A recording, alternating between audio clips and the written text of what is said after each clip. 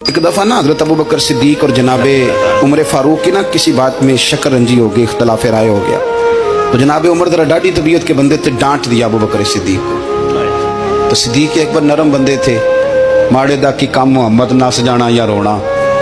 तो वो गा के ना तो पहले घर रोए, फिर हुजूर के पास चले गए। जनाब उमर कहते मुझे भी ख्याल आया कि यार ये मुझे नहीं करना चाहिए था। थोड़ी देर के बाद अच्छे लोग जो होते हैं उनका गुस्सा जल्दी उतर जाता है। कहते मैंने जाके जनाब सिद्दीक अकबर के दरवाजे पे दस्तक दी तो पता चला वो तो घर ही नहीं। मैं समझ गया, मैं डर गया, मेरी टांगे कांपने लगी। क्यों डर रहे हो उमर? फरमाने लगे इसलिए डर रहा हूँ कि अबू बकर जब अपने घर नहीं होते तो दरवाजा रसूल पे हो। सारी बात तो सुना दी होगी। फरमाते मैं नबी पाक की बारगाह में पहुंचा, सामने अबू बकर बैठे हैं, पुश्त मुबारक मेरे करीम रसूल की काबे की जानब, चेहरा सिद्दीक अकबर की जानब, दोनों की गर्दनें झुकी हुई।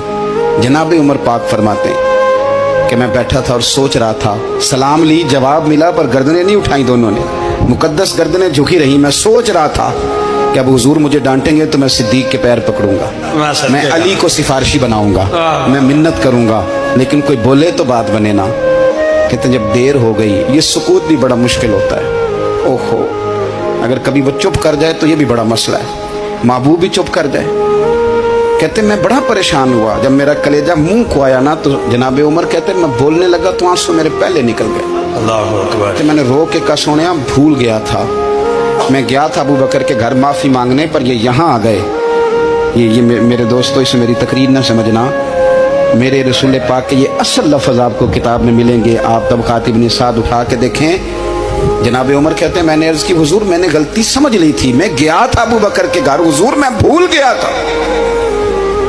फरमाते हैं नबी पाक ने जब गर्दन मुबारक उठाई तो हुजूर की दाढ़ी आंसुओं से भरी हुई। और लफ्ज क्या थे? फरमाया उमर तुम मेरी खातर मेरे अबू बकर को माफ नहीं कर सकते थे। अब बात को समझे, ये नहीं फरमाया अबू बकर ने गलती नहीं की,